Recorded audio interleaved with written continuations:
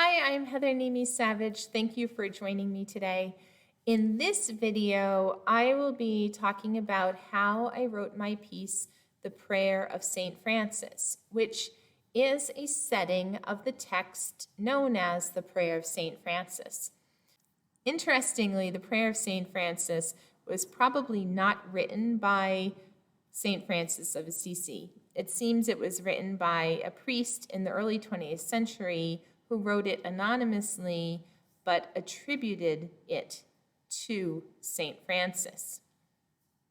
Now, I chose the text for this piece because my husband is a pastor, and in April of 2018, our church had a celebration honoring his 10 years of service here. And I felt that the text was really a good one for honoring someone who serves and who ministers to others.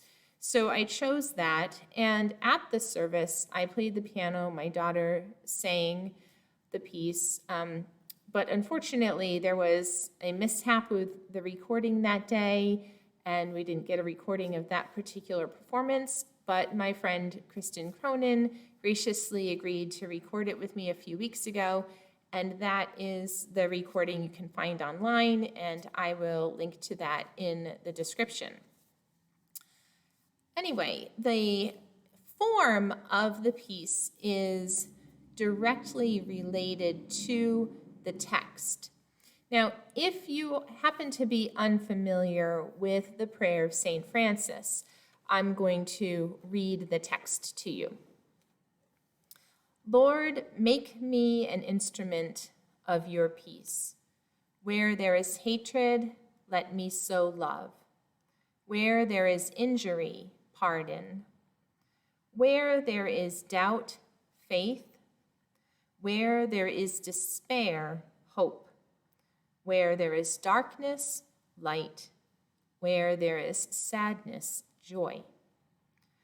O divine Master, grant that I may not so much seek to be consoled as to console, to be understood as to understand, to be loved as to love.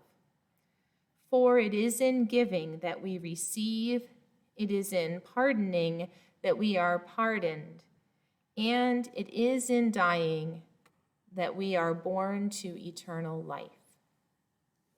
You'll notice that throughout the entire poem that it is speaking in contrasts and opposites. Where there is hatred, let me sow love. And then later, may I seek not to be consoled as to console. And then it is in giving that we receive. So there are these opposites going on. And each section of the poem says these things in a slightly different way. So in the first section, where there is this, let me sow that. And then in the middle section, there's, let me not seek this, but instead seek that. The third section talks about the paradox of how it is in giving that we receive, it is in pardoning that we're pardoned, and it is in dying that we're born to eternal life. Now, here I just want to make a quick point. I'm not going to turn this video into a theological discussion, but I do want to make a point because I believe it's important to the text. This dying to eternal life, I do believe in eternal life as a literal thing, but in this poem, I don't think that it is necessarily literal. Jesus talks a lot in the Gospels about dying to self and how if someone is trying to save his life, he'll lose it. But if he loses his life for Jesus' sake, he will find it. And Jesus also talks about in these opposites and these paradoxical ways. I believe the Prayer of St. Francis is all about losing one's life and setting aside selfish desires and sometimes even needs in the service of others. And that is part of the process towards receiving eternal life. The three sections of the text are distinct, and I use them to create three sections in the music which have different melodic and harmonic material. Now, the first line of text, "Lord, make me an instrument of your peace," summarizes the poem, and I do reuse that line. This is the melody of that line.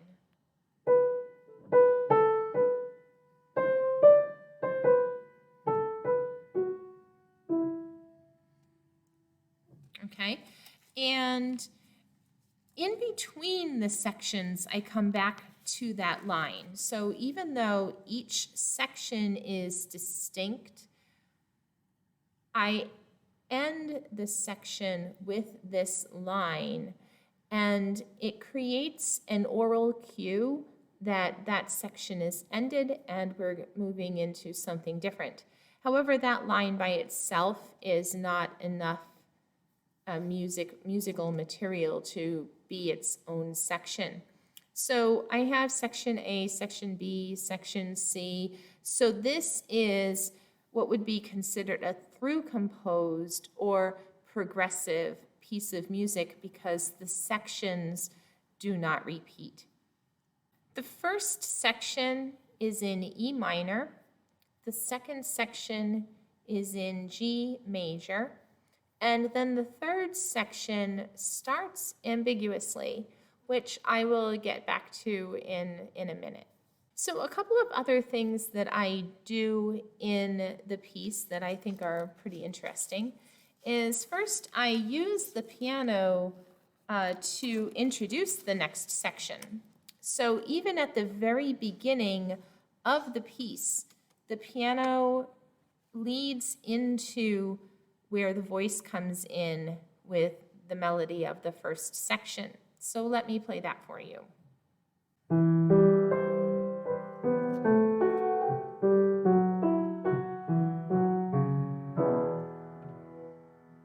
Okay, and that left hand, especially here,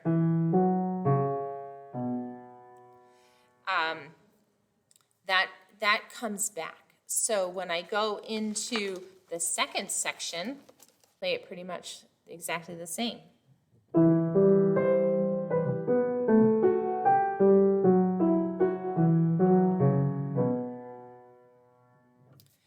And then going into the third section, it's similar, but a little different. So I'll play that for you.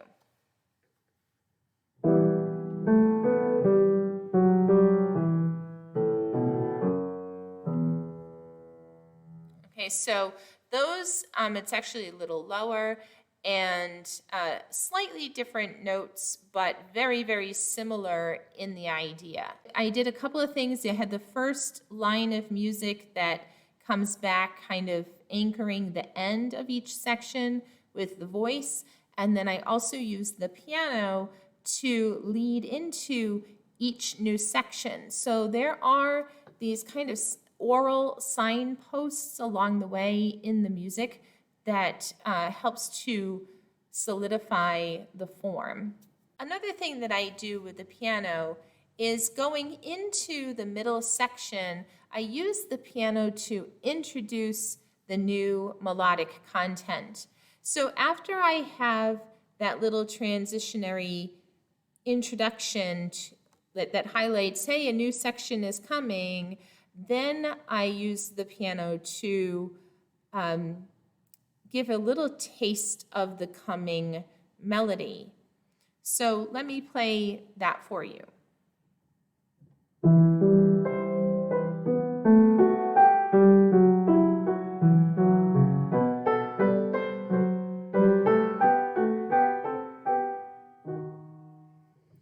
And where I just left off, that's when the voice would enter back in. And in addition to introducing the new melody, I also was able to use the piano to push along the tempo a little bit so that the piece would speed up just a little bit. Another thing in this piece that I want to highlight is the climax of the piece, which takes place almost at the end of the middle section. So it's about 2/3 of the way through the piece, and it comes on the word love. So if you remember the second section of text, let me not seek to be consoled as to console, or to be understood as to understand, or to be loved as to love. And that word love is the most important word in the entire poem. Well, that's my opinion anyway. And as the composer, I can do musical things to bring attention to different portions of the text.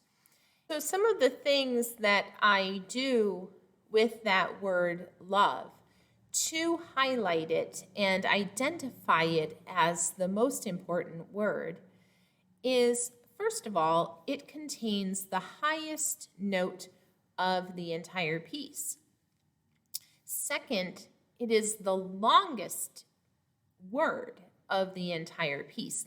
This word lasts for 7 beats. The only other one that comes close is the very last word, life, which is 6 beats. So that's another way I gave it importance. Another thing that I did was I made that word melismatic. Now, melismatic is a musical term that simply means that a vowel sound is held over a number of different notes. Handel's Messiah is a good example of a piece with a lot of melismatic music in it. So I'm sure you've heard that before, and if you think back on how those words are held over several different notes, that is what melismatic music is. In my piece, that word love is held over 12 notes. Let me play that for you. So I'm going to play it on the piano, but just imagine the word love being held over all of these notes.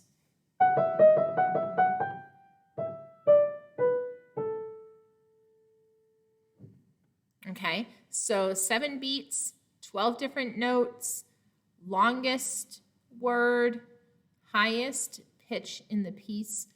All of these things highlight that word as the most important word in the entire piece.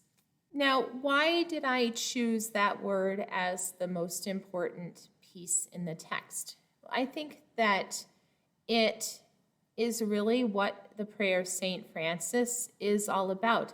I've already mentioned the dying to self and the dying to selfish desires. Why counter hatred, injury, doubt, despair, darkness, and sadness with love, pardon, faith, hope, light, and joy? Why console? Why understand? Because we love. Love is what motivates giving, pardoning, dying to self, and putting aside selfish desires. Love is what, with the Lord's help, enables us to be instruments of His peace. So ultimately, all of this is rooted in love. That is why I decided to highlight that word as the center, really the climax, the most important word of the entire text. And I used musical elements to communicate that message. So finally, I want to talk about the harmonic ambiguity of the last section, which I had mentioned previously. Now, I said that the first section is in E minor and the second section is in G major. If you're familiar with music theory, you know that those two keys are related to each other because they share the same set of notes, but the note that is considered home base is different. The third section begins on an A minor chord. That A minor chord creates ambiguity because it works as a predominant chord in both keys. In E minor, the A minor chord is a 4 chord and could lead to the dominant B and then back to E minor, which would be a 4-5-1 progression. In G major, the A minor chord works as a 2 chord, which could lead to D, the dominant, and then back to G, which would be a 2-5-1 progression. And they are both very common progressions, 4-5-1 or 2-5-1. And that A minor could go in either direction. Now, with the first section being in E minor and the second section in G major, when I start the third section on an A minor chord, that doesn't really give an indication of where we're going. It fits beautifully in both keys. Where is that A minor going? So it starts off very ambiguously. In the third section, I float around for a bit on minor chords because I wanted to create an atmosphere for contemplation of all the things that had been said and were still being said in the text. I also used a pretty static melody with a lot of repeated notes to help facilitate that. I also wanted to evoke a sense of that ancient connection we have with St. Francis and also a musical reminiscence of plain chant. Now, of course, this does not sound like plain chant, it's just a hint. I do think it has a flavor of that, especially with the static melody and some pedaling in the bass. It's not until the last 2 words of the text when the key is finally revealed to be G major. And then finally, the piano ends with the melody of the first line, Lord, make me an instrument of your peace. But this time, instead of the melody ending, moving from an F sharp down to an E in E minor, the melody ends going from F sharp up to G and ending in G major. So I'm going to play the very last section. So you'll hear the A minor chord and kind of that floating around and kind of a little bit of an ancient sound, I think. And then the piano ending with the first line but ending in G major instead of E minor.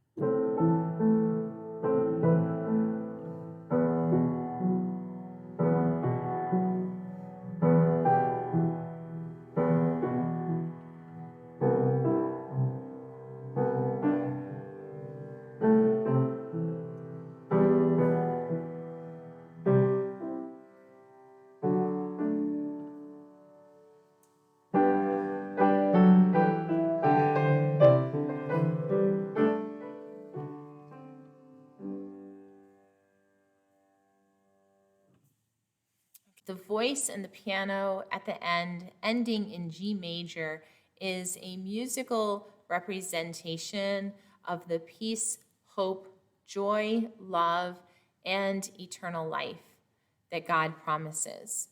The original version is in E minor moving to G major, but I also transposed it down a step for people who have slightly lower voices. So there is a version in D minor that moves to F major as well.